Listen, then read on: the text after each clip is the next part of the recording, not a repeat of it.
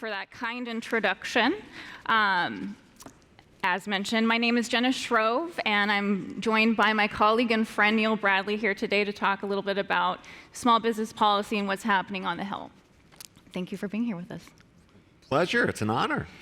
Now, before we dive into some of the most pressing issues facing small businesses today, I want to take us back for a moment. Many know you from your 20-year plus Hill experience and your role in leadership here at the U.S. Chamber of Commerce, but what folks may not know about you is that you come from a business or a family of small business owners back in Sapulpa, Oklahoma, where you're from. That's right. Why don't you take a few minutes to tell us a little bit about those businesses, what it was like growing up in a household of small business owners, and how that may have influenced both your career and how you perceive business. Sure. So in the early 1950s, my grandfather started an automotive radiator and air conditioning business. And so back then you had to have a radiator, just like you do today, to keep your cars cool. But if you went out and bought a car, it actually didn't come with air conditioning. You would go to a place like my granddad's shop, and they would mount this big hulking thing underneath the dashboard, and that's how you got air conditioning. And so my father went to work for my grandfather, and he spent his entire career working in this radiator and air conditioning business. It was actually my first job. I still remember I was in first, maybe second grade, and my grandfather decided that I needed to earn my keep, and that meant sweeping the shop floor and picking up the shop rags. He was going to pay me. I remember he paid me 50 cents a day. And what I remember more about that was my dad was so mad that my granddad was overpaying me and that he was spoiling his son. And those are the things that happen when you grow up in a family business. My mom, after raising my sister and I and getting us off through elementary school, started her own business. She did screen printing and embroidery and engraving back in the day when your team won the Little League game season. You get a trophy and it had your team's name on it. She was the one who put the name on it. And she eventually turned that into a storefront that was actually at the front of the radiator shop. And so everything was a family affair. That's amazing. And what characteristics of your parents and your grandparents would you say kind of led them to be successful small business owners?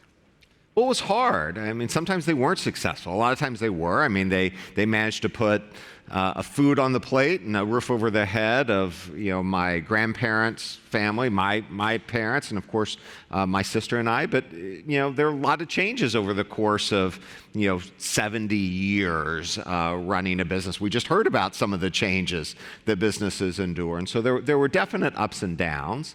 Listen, what ultimately made it successful was they worked really hard, and they had a sense of, appropriately, purpose and pride, not just in the work that they did, but their place in the community. They were part of the establishment of the community. And, those are the things that it's really hard to measure in dollars and cents, but it really matters. And, as a kid growing up, and all the small business owners here who have kids, if you didn't grow up in a small business household, I'm going to tell you what your kids experience. Your kids experience seeing the pride that other people have in the work that you do, and seeing the contributions that you make to the community. And it's hard to measure that. It doesn't show up on your income statements, but it's absolutely real, and it's what I took away. I'm sure that resonates a lot with those in the room, small business owners, and probably our legacy and have families who have done that as well. Let's take it back to today for a moment. Good, because if we keep going on this, I'm going to... Thank you for sharing your personal story, though. But bringing it back to today, we find ourselves at an interesting intersection with challenges in politics and global events, and especially the economy.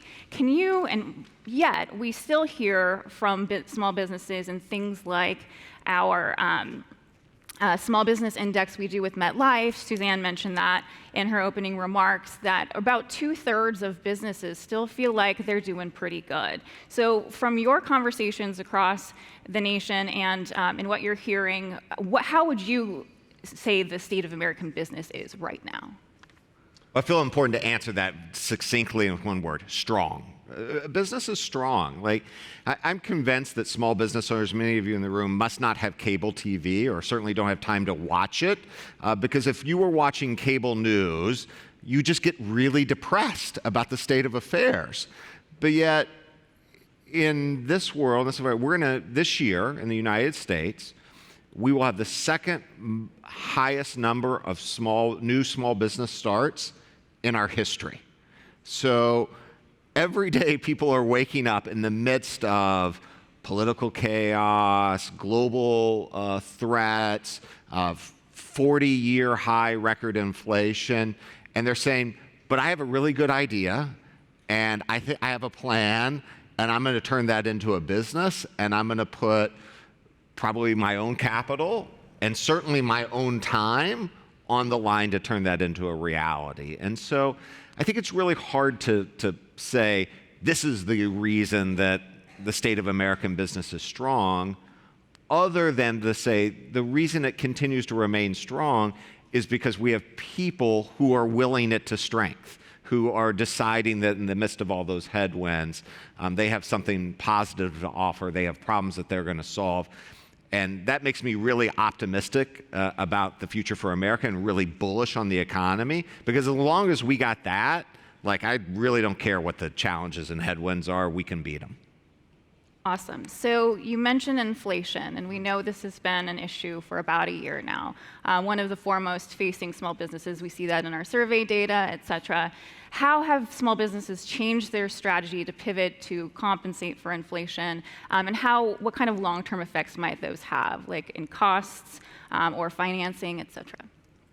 Well, listen, for most folks, they haven't ever had to deal with inflation like this. I mean, you're going back 40 years until we had a bout of this type of level of inflation. So, even if your business existed, you might not have been in the role that you're in. And certainly, you've thought about a lot of other problems and issues long since you've thought about how to deal with inflation. Listen, people are doing the things that you have to do. Prices are going up to adjust for it. You're adjusting the units that you sell. I suspect if we surveyed this room, there's a lot of folks where they're managing to maintain prices, but they're having to change unit sales. And these are all just the basic business decisions. Listen, it also matters to the extent that you have a lot of inputs.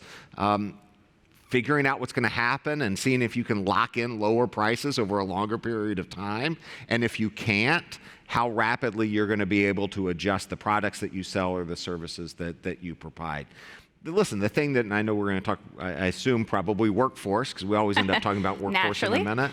But it's a particular challenge in a really tight labor market, right? And you and your employees, it costs you more to live. So their compensation goes up, and it becomes really tight, and it's especially tight in a tight labor market to figure out how you maintain a mix of compensation that gets you the employees, but that you remain competitive. And so I think that, unfortunately, is likely to be a challenge for businesses for quite some period of time. Let's talk about workforce. Sure. So we know businesses, small and large, are really having a hard time attracting and retaining talent right now.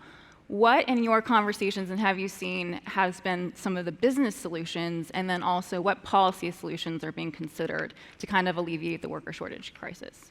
Let's start with the natural advantage that small businesses have. It goes back to what I was talking about when I was talking about my family's business. This is about community, and it's about the family that I'm certain exists between you and your employees and their families, right? And it's really hard to get that in a lot of larger employment contexts. And so going back to the point that there are some things that you can't just measure in dollars and cents, part of the employee experience, particularly for a small business, is one of the super strengths, I think, of small businesses in being able to attract. You also have advantage, right? Yeah, and you also have the ability to be a lot more flexible, right? It's hard balancing life and work, and when you know your employees and you know the struggles that they have, and they're not having to run off to a centralized HR department to figure out how they balance this moment in their life with their work needs, that's a huge natural advantage. Obviously, small businesses and mid-sized and larger businesses as well are adjusting work from home, pay practices, benefits. There's a lot of innovative stuff going on, particularly in the small business community, about how they're bundling and helping employees access childcare if that's what they need for their employees to work. And so I think there's just a lot of innovation going on that's helping people kind of attract employees. On the policy side, it's hard. We're not getting a lot of help. We're getting some help in childcare and workforce training, but let's just call a spade a spade. We have a demographic problem here. Yeah. We have the retirement of the baby boom generation, and the generations that are coming after it are smaller. So in some ways, that's great. My parents' generation worked really hard. They deserve to enjoy their retirement. They're consumers, but not producers now. So they still like to go out to eat. They still shop in the local stores around town. They still travel occasionally. So they're consuming, but they're not helping the production. And they're just like a lot of their kind of generation today, which means we're trying to serve a bigger economy with a smaller pool of workers. And this is going to continue to be a challenge. When I travel around the country, one of the things I ask our team to do often when I'm in a city is I said, I would like you to pull the 1st through 12th grade enrollment in the state or in the school district that I'm in. And I encourage you to go back and do this in yours. They're all online if you just look up your local school district. What you will find in about 3/4 of the places across the United States is that 11th and 12th grade are the biggest classes, and it tails down all the way to 1st grade.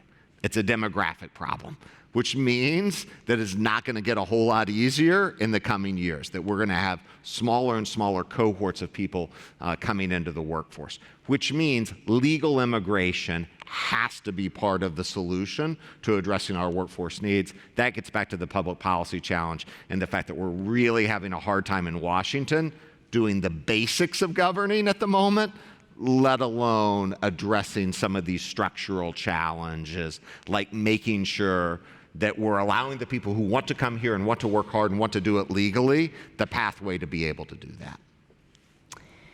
Speaking of structural issues, pivoting to structural issues in the legal field, let's talk a little bit about retail crime and how that could be impacting small businesses. So you've sat down with DAs in California and in New York. I know we've talked to members of Congress.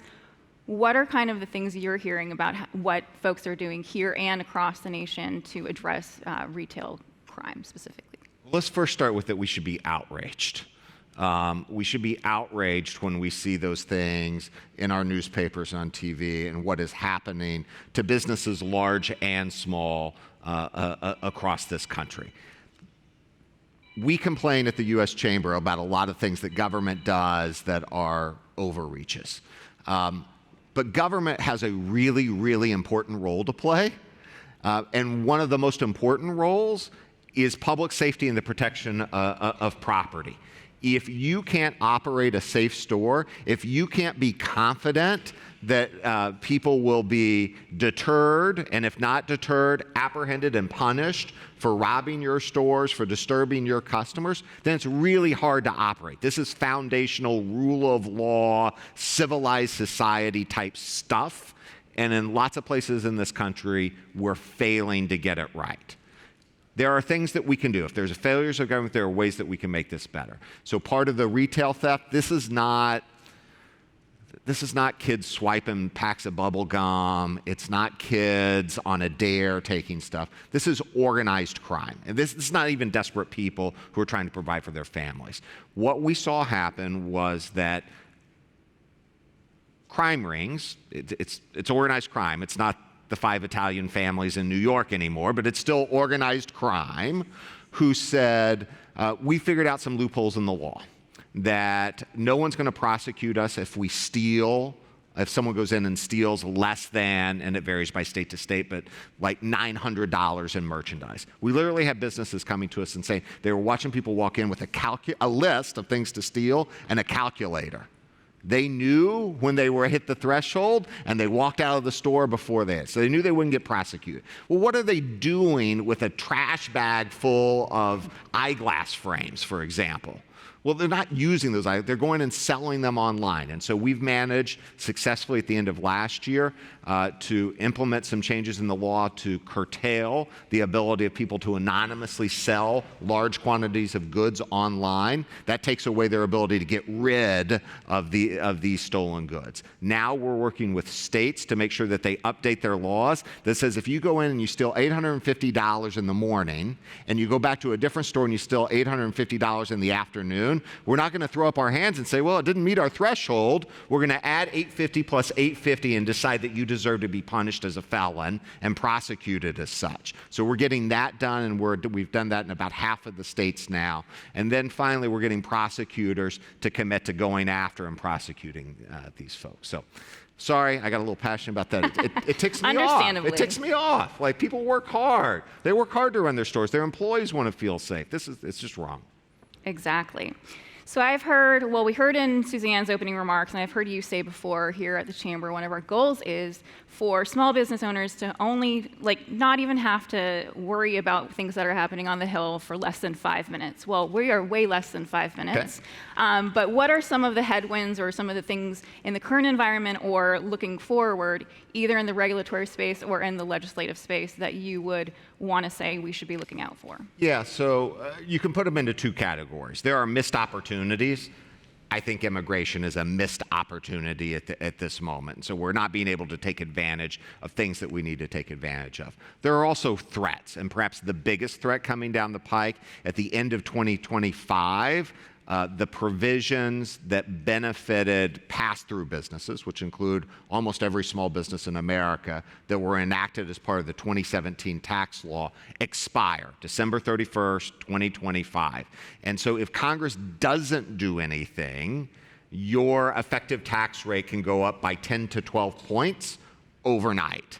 We can't allow that to happen. We need Congress to function, and so we're already up lobbying lawmakers to make sure that you don't wake up after New Year's Eve 2025 with a massive tax increase. And then we have other work to do on the regulatory front. Awesome. So before I get into our last question, I did want to do a plug. We have these little cards on each of the tables. As our small business audience, we want to hear from you. As you're dealing with these types of things, we want to understand your stories. So if you click the link or if you scan the QR code, go and take a survey on these different topics. For our virtual audience, it'll be a link in the follow-up email that will come out shortly thereafter. Now, I want to leave us on a brighter note. You mentioned the record number of business applications that we've seen since the start of the pandemic. In your mind, what is the best advice that a small business or aspiring entrepreneur could receive? I'm not in a position to give. I wish I was in a position to give you advice. I want advice from you all. That's why this survey is so important. By the way, one of the reasons this survey is so important is it helps us understand and tell the stories of what these policies impact. Some of you are impacted by the change in how R&D expenses are treated, your ability to deduct them versus being forced to amortize them.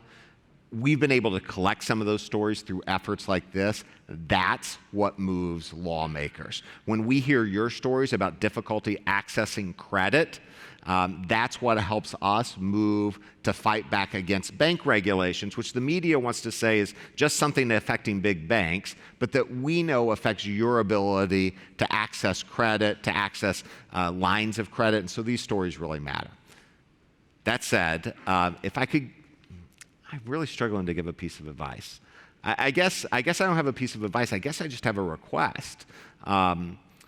keep doing what you're doing, right? Like, only you know the motivations and why. Only you know how to make your business a success. No one knows your business better than you do.